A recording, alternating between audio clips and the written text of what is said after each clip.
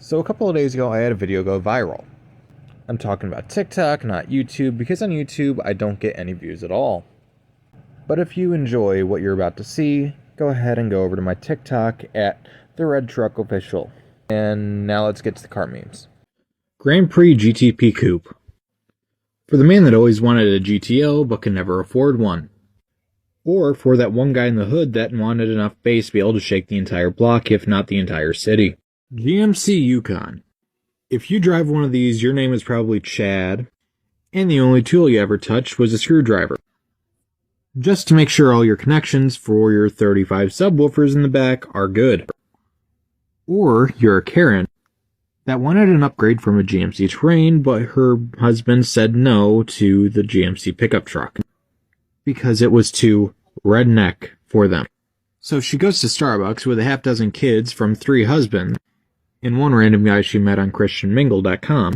She picks up her $12 Frappuccino and then eventually yells at the manager because they didn't get her order right, although she did order the caramel Frappuccino. 2003 Jeep Liberty. Jeep's piss-poor replacement for the Jeep Cherokee. If you drive one of these, you most likely can't afford to even go to McDonald's because you have 2 kids to take care of and you gotta feed them too. So instead, you settle for the leftovers in the fridge. First generation Mini Cooper. The car that lasted longer than Jimi Hendrix or Kurt Cobain. A car that is so British that you can practically taste the tea just looking at it. If you own one of these, you probably drink your tea with lemon and nothing else. Or you drink espresso and nothing else. Because having a normal-ass cup of coffee is way too basic for you. And you can't be fancy, you have to be push. But in a cheap, kind of basic way. Although you are a poor Brit, you don't want other people to know it. Because that's just the British thing to do. 2003 Mustang Cobra SVT. I call it the left leg killer because the clutch is about as tough as, well, chewing concrete.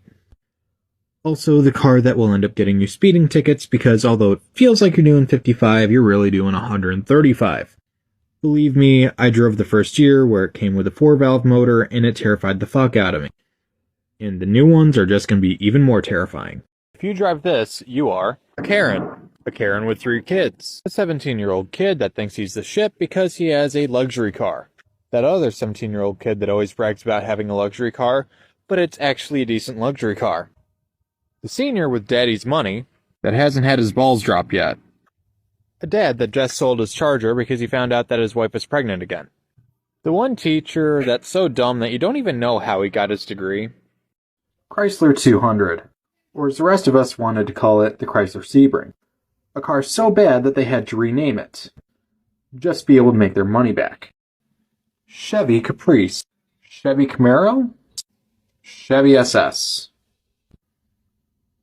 Holden Commodore? Cadillac CC?